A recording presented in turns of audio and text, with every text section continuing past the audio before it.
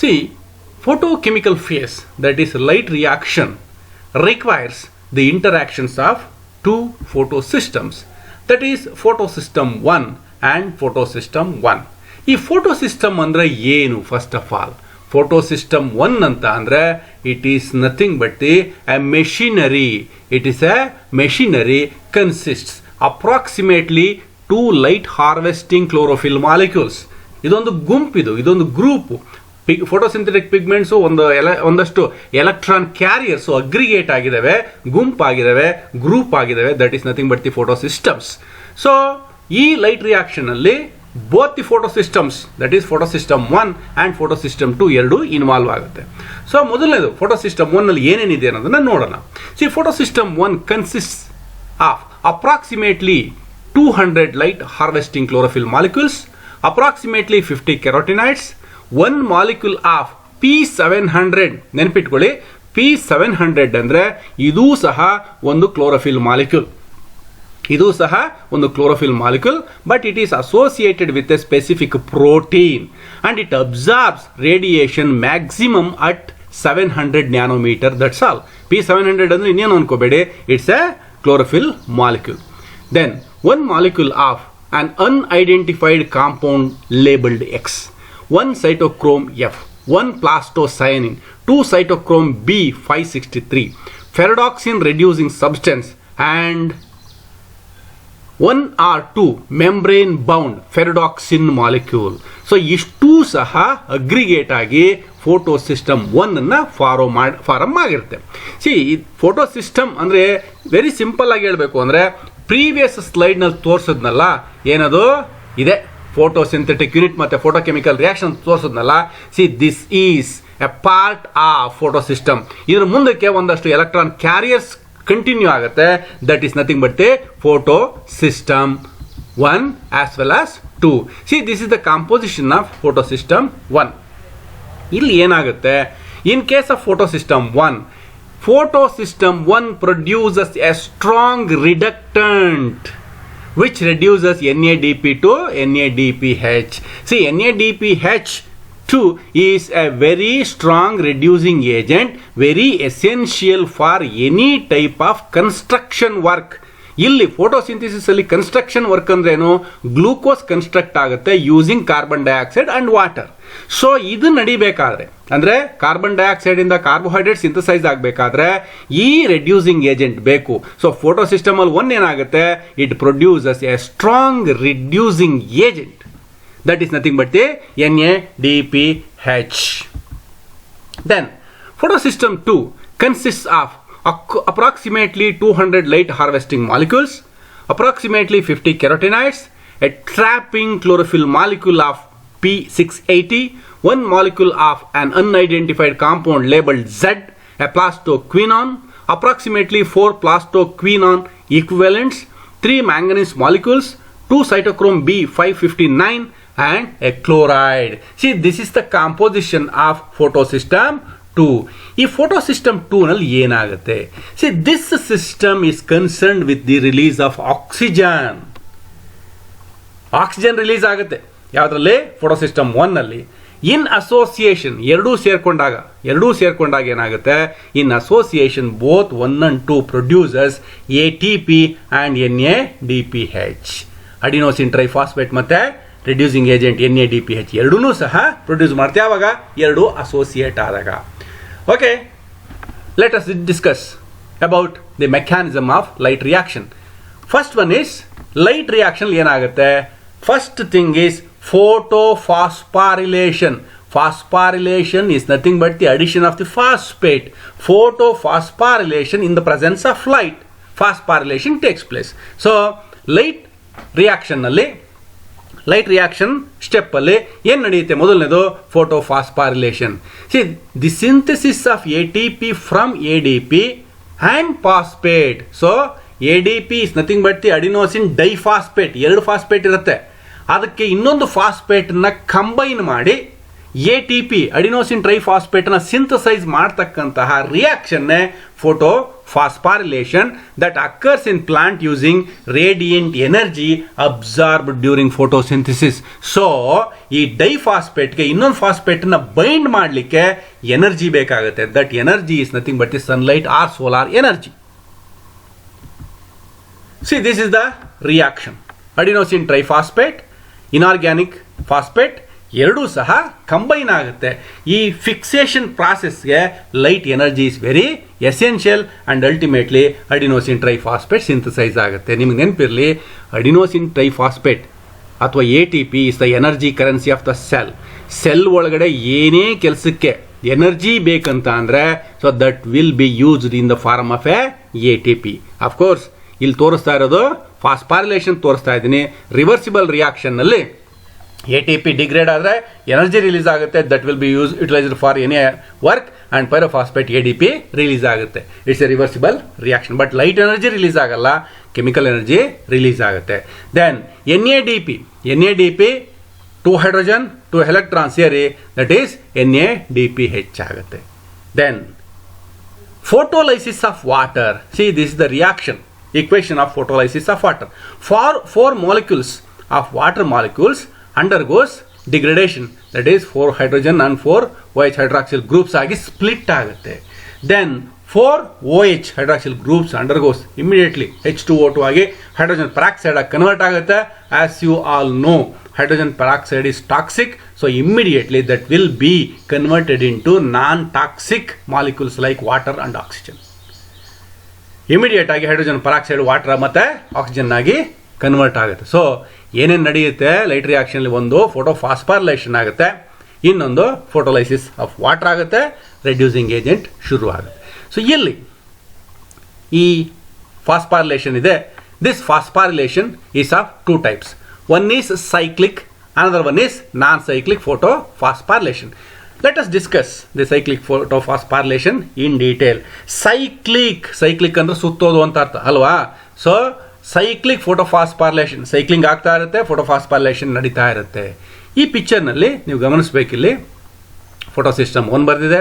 ನಾವೇನೇನು discuss ಮಾಡಿದ್ವಿ ಎಲ್ಲ ಇದೆ ಇಲ್ಲಿ. Approximately 200 chlorophyll molecules, 50 carotenoids, 1 P700. Then electron, primary electron acceptor, ferredoxin reducing substance, ferredoxin, cytochrome B6, cytochrome F, plastocyanin, then it comes back.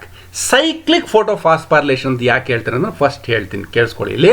Of course ಅದಕ್ಕೆ ಮೊದಲು ಹೇಳ್ತೇನೆ. See this the redox potential of individual molecules. So chlorophyll ಇರ್ಬೋದು, photo system 1 ಅಥವಾ electron acceptor, ferredoxin ಇವೆಲ್ಲವನ್ನೂ ಸಹ ಅದರ redox potential ಅನ್ನು ತೋರಿಸಿದೆ. ಏನು ರೆಡಾಕ್ಸ್ ಪೊಟೆನ್ಷಿಯಲ್ ಅಂತ ಅಂದರೆ the tendency, redox potential is nothing but the tendency to release and acceptance of electrons. ಎಲೆಕ್ಟ್ರಾನ್ಸನ್ನು ಅಕ್ಸೆಪ್ಟ್ ಮಾಡಲಿಕ್ಕೆ ಅಥವಾ ರಿಲೀಸ್ ಮಾಡಲಿಕ್ಕೆ ಇರ್ತಕ್ಕಂಥ ಟೆಂಡೆನ್ಸಿನೇ redox potential. That is expressed in terms of volts and or millivolts. ಇಲ್ಲಿ ಇದೆಯಲ್ಲ, ಇದು ಎಲೆಕ್ಟ್ರಾನ್ ವೋಲ್ಟ್ಸಲ್ಲಿ ಎಕ್ಸ್ಪ್ರೆಸ್ ಮಾಡೋದು. ಫಾರ್ ಎಕ್ಸಾಂಪಲ್ ಫೋಟೋ ಸಿಸ್ಟಮ್ 1ನಲ್ಲಿ the redox potential is almost 0. ಕೆಳಗಡೆ ಹೋದರೆ ಪ್ಲಸ್ಸು, ಮೇಲ್ಗಡೆ ಹೋಗ್ತಾ ಹೋಗ್ತಾ ಮೈನಸ್ ಆಗುತ್ತೆ. See the term redox has been derived from reduction and oxidation. ಇಲ್ಲಿ ತೋರಿಸ್ತಾ ಇದೆ ನೋಡಿ. ರಿಡಕ್ಷನ್ ಟರ್ಮಲ್ಲಿ ಫಸ್ಟ್ 3 letters RED, ಆಕ್ಸಿಡೇಷನ್ ಟರ್ಮಲ್ಲಿ OX ತಗೊಂಡು ರಿಡಾಕ್ಸ್ ಅನ್ನೋ ಟರ್ಮನ್ನು ಡಿರೈವ್ ಮಾಡಿದ್ದಾರೆ. ಈಗ ಇಲ್ಲಿ ಯಾವ ರೀತಿ ರಿಯಾಕ್ಷನ್ ನಡೆಯುತ್ತೆ ಸೈಕ್ಲಿಕ್ ಫೋಟೋಫಾಸ್ಫಾರಿಲೇಷನ್ಲಿ ನೋಡೋಣ. ಮೊದಲನೇದು ಸೈಕ್ಲಿಕ್ ಫೋಟೋಫಾಸ್ಫಾರಿಲೇಷನ್ ಅಂದರೆ ಏನು? ಫಾಸ್ಫಾರಿಲೇಷನ್ ಅಂದರೆ ಏನು? Phosphorylation is nothing but the synthesis of ATP using ADP and pyrophosphate in the presence of sunlight. This is photophosphorylation. Cyclic ಅಂದ್ರೆ ರಿಪೀಟ್ ಆಗ್ತಾನೆ ಇರುತ್ತೆ ಅಂತ ಅದನ್ನ cyclic photophosphorylation. Okay, so you please observe the cursor. See, this is photosystem 1. When required quantity of light, when a liquid quantity of light in the form of a photon impinges against the photosystem 1, ಏನಾಗುತ್ತೆ? So of course energy ಇಲ್ಲೆಲ್ಲ ಬೀಳುತ್ತೆ, light energy, but ultimately that will be transferred to reaction centre, that is nothing but the P700. So ಅಲ್ಲಿರ್ತಕ್ಕಂತಹ ಮಾಲಿಕ್ಯೂಲ್ಗೆ energy transfer ಆಗುತ್ತೆ. Electrons receive ಆಗ್ತಿದ್ದಾಗೆ that will be kicked out of the orbit, ಹೊರಗಡೆ ಆರ್ಬಿಟಿಗೆ ಬಂದ್ಬಿಡುತ್ತೆ. But immediately it will come back ಅಲ್ವಾ electrons. ಆದ್ರೆ ಇಲ್ಲೇನಾಗುತ್ತೆ, ಆ ಎಲೆಕ್ಟ್ರಾನ್ಸನ್ನೇ electron acceptor that is labelled as X, ಇದನ್ನು ಅನ್ನೋನ್ ಅಂತ ಹೇಳ್ತಾರೆ. ಕೆಲವು ಕಡೆ ಇದಕ್ಕೆ ಹೆಸರು ಸಹ ಇದೆ. ಸದ್ಯಕ್ಕೆ ಇದೊಂದು ಪ್ರೈಮರಿ ಎಲೆಕ್ಟ್ರಾನ್ ಅಕ್ಸೆಪ್ಟಾರ್ ಎಲೆಕ್ಟ್ರಾನ್ ಅನ್ನು ಅಕ್ಸೆಪ್ಟ್ ಮಾಡ್ಕೊಳ್ಳುತ್ತೆ. Again that is also electron accept ಮಾಡ್ಕೋತಿದ್ದಾಗೆ ಗ್ರೌಂಡ್ ಸ್ಟೇಟಲ್ಲಿ ಇದ್ದಂಥ X becomes excited state. Immediately electron ಇನ್ನೊಂದು ಕಡೆ ಪಾಸ್ ಆಗುತ್ತೆ. That is ferredoxin reducing substance. Against ferredoxin reducing substance ಸಹ ಎಲೆಕ್ಟ್ರಾನ್ಸ್ ಇಟ್ಕೊಳ್ಳೋದಿಲ್ಲ. Immediately ferredoxin, then cytochrome B, cytochrome F, plastocyanin, then it comes back to electron hole. ಎಲ್ಲಿಂದ electrons ಹೊರಟಿತ್ತೋ ಅಲ್ಲಿಗೆ ವಾಪಸ್ ಬಂದ್ಬಿಡುತ್ತೆ through series of electron carriers. ಈ ರೀತಿ transfer ಆಗಬೇಕಾದ್ರೆ between cytochrome B and cytochrome F, the energy which is present in the electrons will be liberated out. Electron ನಲ್ಲಿ ಇರ್ತಕ್ಕಂಥ ಎನರ್ಜಿನ ರಿಲೀಸ್ ಮಾಡುತ್ತೆ. That energy is utilised to bind the inorganic pyrophosphate with ADP for the production of ATP. So ಒಂದು ATP synthesise ಆಯಿತು. Title ಏನಿದೆ, cyclic photophosphorylation. Phosphorylation ಆಗೋಯ್ತು. Phosphorylation is over. Cyclic because ಇಲ್ಲಿಂದ ಹೊರಟಂತ ಎಲೆಕ್ಟ್ರಾನ್ಸು ವಾಪಸ್ ಇಲ್ಲಿಗೆ ಬಂತು. ಒಂದೊಂದು ರೌಂಡಲ್ಲಿ ಒಂದೊಂದು ATP ಸಿಂಥಸೈಸ್ ಆಗ್ತಾ ಇರುತ್ತೆ. ಒಂದೊಂದು ರೌಂಡಲ್ಲಿ ಒಂದೊಂದು ATP ಸಿಂಥಸೈಸ್ ಆಗ್ತಾ ಇರುತ್ತೆ. Hence it is called as cyclic photophosphorylation. Electrons are cycled. Electrons are cycled from photosystem 1 to photosystem 1 through a series of electron acceptors and carriers. During this movement, during this transfer from cytochrome B6 to cytochrome F, the energy will be released that is utilized for the fixation of ADP, adenosine diphosphate with inorganic pyrophosphate, for the synthesis of ATP. That is nothing but the energy currency of the cell. See, this is cyclic photophosphorylation. Next step is non-cyclic photophosphorylation. The name, the title itself is explanatory. Non-cyclic means ಇಲ್ಲಿ cyclic ಅಲ್ಲಿ ಏನಾಯ್ತು, electrons will cycles back ವಾಪಸ್ ಬರುತ್ತೆ. ಇಲ್ಲಿ ನಾನ್ cyclic ಅಲ್ಲಿ ಹೆಸರು ಹೇಳ್ತಾ ಇದೆಯಲ್ಲ, it will not come back to the electron hole. ಎಲ್ಲಿಂದ ಎಲೆಕ್ಟ್ರಾನ್ಸ್ ಹೊರಟಿತ್ತು ಅಲ್ಲಿ ವಾಪಸ್ ಬರೋದಿಲ್ಲ.